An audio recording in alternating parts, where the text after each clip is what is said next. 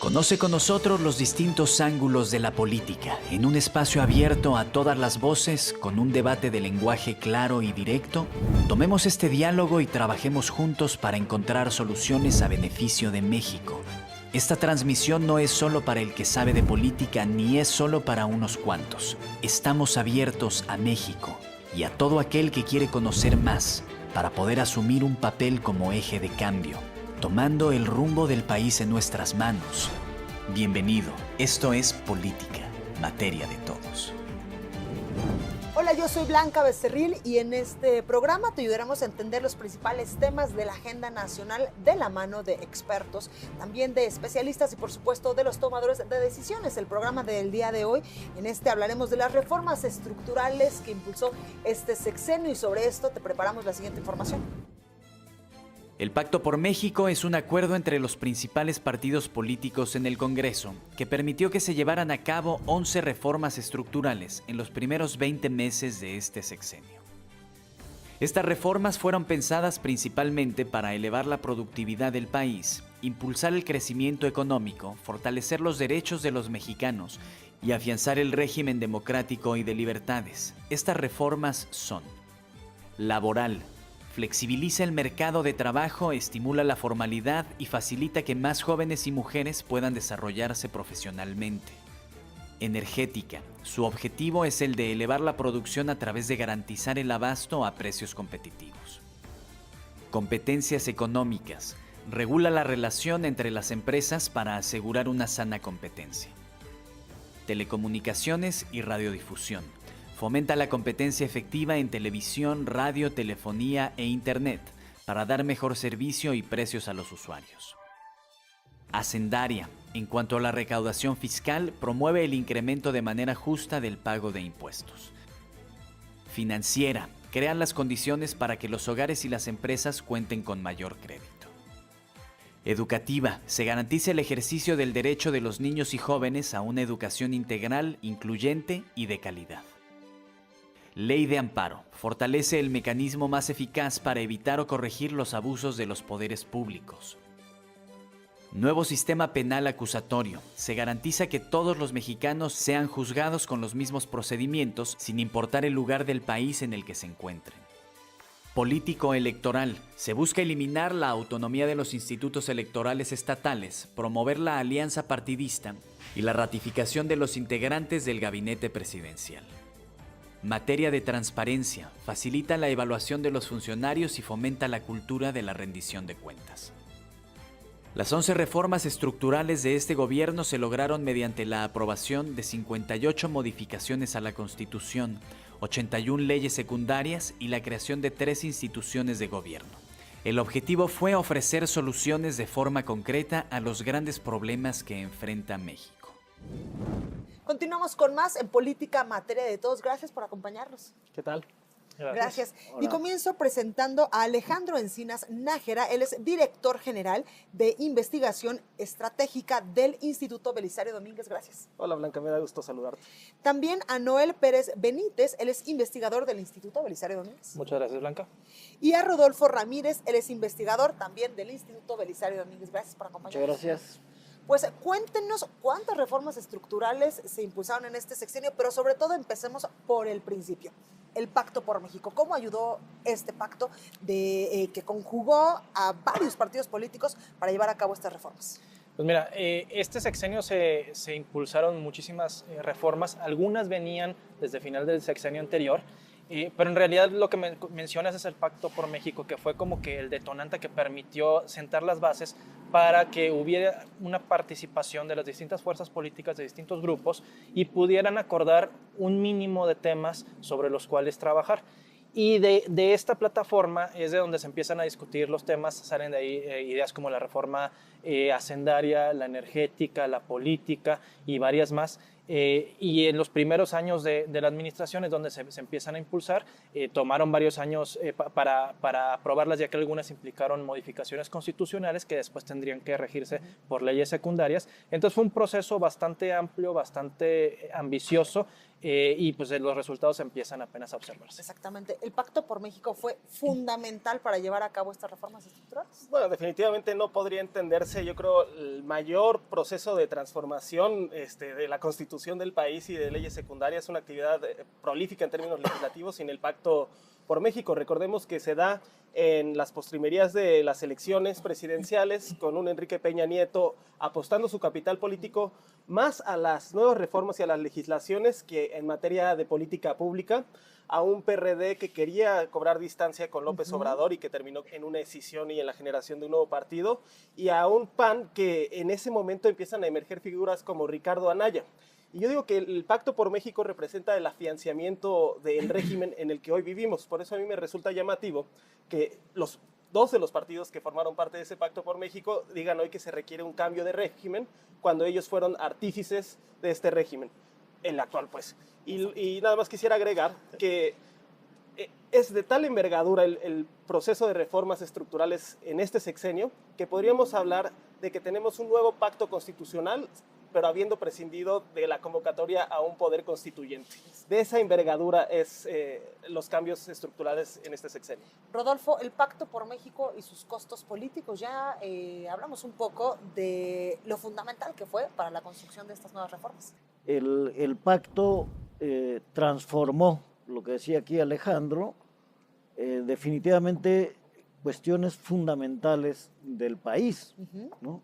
No habló Noel de la reforma energética, pero ahí hay un cambio, un viraje muy importante, donde el diagnóstico era prácticamente de orden técnico, es decir, la quiebra financiera de la empresa, pero no un diagnóstico más global que incluía la exacción que se hizo históricamente de los recursos.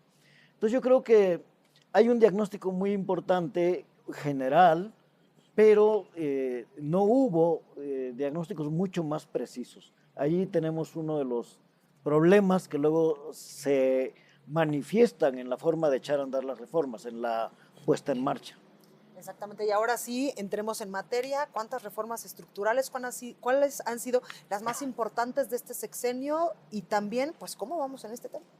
Pues mira, originalmente eran 11, ahorita podríamos hablar 12 con la de transparencia, y yo creo que todas fueron importantes, tal vez no todas fueron estructurales. Por ejemplo, la reforma financiera no creo que se le pueda considerar estructural, ya que no fue un cambio de la estructura del sistema financiero, simplemente fue venir y hacer muchos ajustes a leyes, a normas que querían ya adaptarse a una nueva realidad, pero el sistema financiero estaba funcionando bien y se espera que con esto funcione mejor. Claro. Sin embargo, no es un cambio radical. Por ejemplo, la reforma hacendaria tampoco creo que podríamos hablar de una reforma estructural, fue más bien una reforma fiscal que se enfocó en la parte de ingreso, no tocó la parte de gasto, tuvo ambiciones un poco más allá de tratar de reducir la dependencia de los ingresos públicos de la renta petrolera, y bueno, pues así podrían haber otros cambios. Sin embargo, por ejemplo, tenemos la reforma energética, que esa ciertamente es una reforma estructural, fue cambiar toda la lógica del régimen petrolero, de cómo se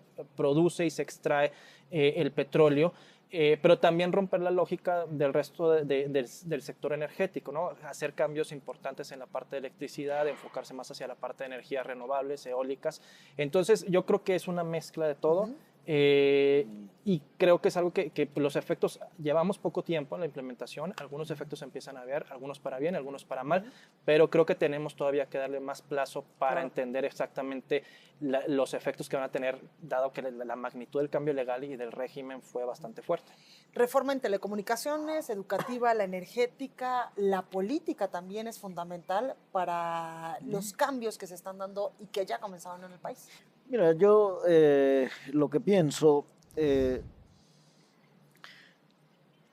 es que asumieron, y me parece importante, por ejemplo, en el caso de la reforma educativa, que la construcción histórica del sistema educativo, que estuvo en manos de gobiernos del PRI, había producido un sistema bastante dañado, ¿no? Con exacción de recursos por parte de dirigentes sindicales y burocracias locales. Y se propuso entonces reordenar administrativamente el sistema. Yo creo que hasta ahora ese ha sido el gran mérito de esta reforma, plantear ese reordenamiento administrativo, recuperar, como ellos le llamaron, la rectoría del Estado, que debió ser no solo del gobierno, sino con mayor participación social, pero reconociendo una cosa, que la relación corporativa entre el gobierno y el sindicalismo estaba terminando por dañar la educación y además, de esta nuestras niñas y reforma nuestros generó niños. muchas resistencias, sobre todo de estos sindicatos, por ejemplo, en Oaxaca. Aquí vimos en la Ciudad de México muchos días de marcha que incluso pues orillaron a que los diputados se fueran a sesionar a otros sitios. Cierto, creo que la reforma, en primer lugar, no fue explicada, ¿no? Ahí hay un primer problema. En segundo lugar, no se basó en un diagnóstico explícito, público, y esto colocó a muchos profesores, más allá de Oaxaca, Michoacán o Chiapas. Es una reforma que tiene poco apoyo entre los profesores, y entre otras razones, porque solo centró el asunto en una cuestión. Partió de una idea prácticamente única que dice: los maestros son los responsables de la baja calidad de la educación. Y ahí falló. Con esto voy a un breve corte, yo regreso con más. No se vaya, esto es política, materia de todos. Lo que sí falta en todas las reformas es el proceso de implementación. O sea, creemos que simplemente con legislar, con hacer una propuesta, un diagnóstico y legislarlo, automáticamente van a cobrar vidas y automáticamente las reformas van a empezar a funcionar bien. Claro. Y lo que la realidad nos está diciendo es que esta parte es fundamental. Hacia adelante tenemos que tomar en cuenta esta experiencia, porque en el camino se van presentando muchos problemas. En la educativa, pues empezaron toda la parte de la presión política, ¿no? Esto es política, materia de todos. Esto es política, materia de todos. Y antes de ir al corte, nos platicaba sobre la mala planeación que se tuvo para realizar la reforma educativa, porque solo se tomó en cuenta a unos pocos. Esta es una de las conclusiones que se exponen en estos materiales, investigaciones que desarrolló personal del instituto. Una conclusión general es los diagnósticos o el diagnóstico específico de cada sector fue insuficiente. Eso hallamos en toda la revisión. Y en segundo lugar, pues que privó en varias de las reformas una tendencia a la centralización en materia de gasto en salud, en materia de nómina educativa, etc. Perfecto, Alejandro. Sí, estos dos temas que toca Rodolfo me parecen muy importantes. Hay en el sentido común, en el discurso público, esta idea de que los problemas nacionales están sobrediagnosticados y que por lo tanto tenemos que pasar a la acción. Nosotros en estos estudios lo que decimos es que no partimos de diagnósticos adecuados y si no se parte de ellos, no se pueden llegar a soluciones aceptables. Y la segunda, y que tiene mucho que ver con lo que atañe a esta Cámara, que es el Pacto Federal, bueno, las reformas estructurales en su conjunto tienen una lógica de recentralización.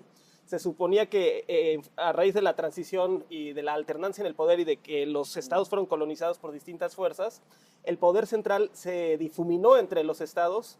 Y ahora la intención del grupo que llegó a la presidencia era volver a concentrar esas facultades en el centro. Y así tenemos, por ejemplo, en la reforma política, el tránsito del IFE al Instituto Nacional Electoral, que se convirtió en un elefante blanco, en una institución muy grande, de retos y desafíos titánicos, en donde tendría que organizar ya no solo las elecciones de Corte Federal, sino también intervenir en las locales, y con una serie de disfuncionalidades y de desfases entre las facultades y la distribución de competencias entre estos organismos. Y eso por poner solo un ejemplo. Claro. ¿Y esto pasó también en las reformas, por ejemplo, energética, en la reforma fiscal? Son dos casos donde yo creo que fue un poco distinto. En la reforma fiscal viene un buen diagnóstico, el de la reforma energética es un diagnóstico bastante bueno. Creo que es donde se tenía muchísima experiencia y había claridad de hacia dónde y se tomó llevarlo. como base también las experiencias internacionales, por ejemplo, de Noruega, que también fue un país que nos estuvo asesorando en este tema. En el caso petrolero, por ejemplo, la idea es de generar un fondo soberano de riqueza, acá se le llamó el Fondo Mexicano del Petróleo. Exacto. Esa idea en Noruega la implementó hace muchos años y de ahí se tomó inspiración. En algunos casos faltó un diagnóstico. O sea, esta idea de que estamos sobrediagnosticados no necesariamente es cierta, pero lo que sí falta en todas las reformas es el proceso de implementación. O sea, creemos que simplemente con legislar, con hacer una propuesta, un diagnóstico y legislarlo, automáticamente van a cobrar vidas y automáticamente las reformas van a empezar a funcionar bien. Claro. Y lo que la realidad nos está diciendo es que esta parte es fundamental. Hacia adelante tenemos que tomar en cuenta esta experiencia porque en el camino se van presentando muchos problemas. En la educativa, pues empezaron toda la parte de la presión política, ¿no? En la parte energética apenas se está implementando y se ha ido aprendiendo en la marcha con, por ejemplo, las asignaciones de yacimientos. Se ha ido aprendiendo y se ha ido mejorando esto, ¿no? En la parte, por ejemplo, de la fiscal, pues aquí hemos tenido más reformas fiscales en los últimos años. Creo que es un área donde tenemos más experiencia, pero ciertamente pues, en el momento que se aprobó no se preveía que iba a caer el precio del petróleo tanto y que se nos iban a caer los ingresos petroleros muchísimos y afortunadamente tuvimos el incremento de los ingresos tributarios, sobre todo por el IVA, por el ISR y por el IEPS a combustibles, que nos permitió compensar, pero no era algo que se tenía planteado en su momento. Entonces, en el camino hay que ir haciendo ajustes y en el camino le tenemos que, o sea, como ciudadanía, y yo creo que también Poder Ejecutivo y Legislativo y el Judicial en algunos casos, pensar que este proceso de implementación tiene que ser mucho más claro y que se tiene que ir ajustando. Entendemos perfectamente que toda reforma, toda pues ley, todo cambio estructural desde la Constitución, pues requiere tiempo, sí, pero también es perfectible. Es decir, en algún momento se pueden enmendar o se puede, no sé, poner alguna otra ley que complemente. ¿Usted qué opina? Sí, justamente, yo creo que esta es la pregunta central en estos momentos. Una vez pasados 3 o 4 años de experiencia de marcha de la reforma en el campo, hay que hacer la evaluación de esa reforma y hay que ver cuáles son sus puntos débiles. Entonces, en el instituto un equipo de trabajo ha analizado periódicamente la marcha de la reforma. Hemos concluido que es necesario reformar la reforma de educación. ¿Y en qué consiste esa reforma necesaria? Uno, por ejemplo, fortalecer la formación inicial y apostar todo a la formación inicial de maestros. Entonces, y a los primeros años de trabajo. Sí, porque pretendía evaluar sin tener capacidades institucionales cada año a más de 300,000 profesores y a cada profesor más de 11 veces en su vida profesional y sujetar a eso la permanencia en el empleo. Perfecto. Entonces, hay posibilidades. Yo creo que hay mucho conocimiento para perfeccionar. Exactamente. Vamos a un breve corte, yo regreso con más. Esto es Política en Materia de Todos, no se vayan. Quizás la construcción de consensos sociales es una labor mucho más laboriosa y que tomará mucho más tiempo, pero la legitimidad y la posibilidad de que una reforma se arraigue y perdura será mucho mayor si se consulta a la gente en un ejercicio democrático. Esto es Política, Materia de Todos. Esto es Política, Materia de Todos. La opinión pública, carta abierta al trabajo de los especialistas. Las llamadas reformas estructurales son un conjunto de 11 leyes que intentan incrementar la productividad de nuestro país. Estas surgen del llamado Pacto por México, en donde la mayoría de los partidos políticos se comprometieron a legislar a favor del pueblo mexicano. Pero, ¿en nuestra sociedad se ven estas reformas?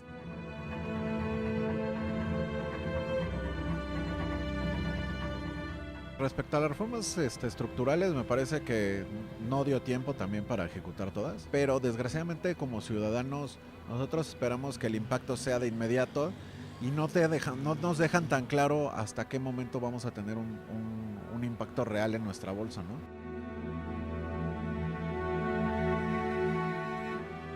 Las reformas van desde el sector de las telecomunicaciones, el combate a la corrupción y el nuevo modelo educativo. El objetivo de estas reformas es solucionar de manera concreta los grandes problemas de México. en cuanto a las reformas energéticas, reforma educativa, reformas estructurales. Creo que vienen grandes inversiones para México a nivel mundial, a nivel internacional, con esta nueva apertura. Por ello, hoy, en la Mesa de Política Materia de Todos, revisamos los avances y los desafíos de las reformas estructurales. Continuamos con más y antes de ir a este corte, yo les preguntaba, evidentemente estas reformas estructurales pueden ser perfectibles, por ejemplo, la reforma política también. Pues sí, la reforma política ya tuvo su primera prueba en las elecciones de 2015 y ya vimos sus insuficiencias, la labor titánica que implica fiscalizar en vivo Claro. y por internet a todas las campañas, a todos los niveles de candidatos, y la insuficiencia presupuestal del INE y de personal para cumplir eso. Y seguramente después en 2018, que la misión, el desafío es aún mayor, veremos cambios necesarios en esta reforma. Pero sí tenemos un antes y un después de las reformas estructurales, ¿o no? Yo creo que sí, fue un punto de inflexión en la historia de este país. Nada más quisiera decir que hay gente que dice que la pluralidad en el Congreso implica parálisis legislativa, y hay estudios como el de Marvani y María Amparo Casar que demuestran lo contrario, que el periodo en el que más se ha reformado la Constitución es cuando ha sido habitada por la pluralidad, o sea que esto no ha sido un obstáculo. El problema que yo le veo a los acuerdos que en este ejercicio de pluralidad se han dado es que se han concentrado en acuerdos cupulares y de manera apresurada. No se dio esta deliberación pública con foros en donde los sujetos interesados o afectados pudieran participar. En algunos casos incluso no se hizo sino en contra de los sujetos interesados, como es en el magisterio, en toda esta campaña de estigmatización en contra de los maestros. Creo que esa es de las moralejas de ese proceso de reformas, porque una cosa es aprobarla y otra que arraigue, que cobre adhesión. Quizás la construcción de consensos sociales es una labor mucho más laboriosa y que tomará mucho más tiempo, pero la legitimidad y la posibilidad de que una reforma se arraigue y perdura será mucho mayor si se consulta a la gente en un ejercicio democrático. A manera de conclusión, ¿eran necesarias estas reformas? Pues yo no estaría tan seguro, pero ya que estamos en ellas, habría que anotar las asignaturas que tenemos pendientes. En materia de reforma político-electoral, bueno, ya es hasta un emplazamiento del Poder Judicial de la Suprema Corte legislar en función de la ley de publicidad gubernamental, una de las promesas de los transitorios, incluso de la reforma político-electoral, y que a la fecha los transitorios ya nos alcanzaron y todavía no se legisla. Vamos a ver campañas de mucha polarización y confrontación basadas en spots de 30 segundos. Tenemos que ir a formatos de debate en donde se puedan escuchar propuestas y donde la gente disponga de información para evaluar y votar de manera informada. Yo creo que hay todavía mucho camino por andar y que efectivamente una reforma nunca es un proceso inacabado, sino que tiene que ser siempre a prueba y error. Exactamente, era necesaria la reforma. Yo creo que sí era necesaria todas las reformas y en específico, al menos la energética. Llevamos muchos años pensando que hacía falta una reforma y que con un set de reformas íbamos a poder cubrir muchas de las carencias que teníamos. Y en realidad no es así, porque muchas de estas carencias se deben a la falta de gobierno, la falta de Estado de Derecho, en el cual no hemos puesto énfasis. Entonces, por más que reformemos el marco macro, digamos, de nuestro país, de la vida de nuestro país, nos falta abajo arreglar todas esas piezas chiquitas, ir ajustando las tuercas para que las cosas funcionen mejor. Yo creo que eran necesarias para entender que no son la solución única, que se tiene que hacer el otro trabajo y que tenemos que dejar que las cosas anden y se vayan mejorando poco a poco, se vayan perfeccionando para poder ver resultados en el mediano plazo. ¿Eran necesarias? Tal vez la reforma educativa está medio mal hecha, pero ¿era necesaria? Sigue siendo necesaria una reforma en educación.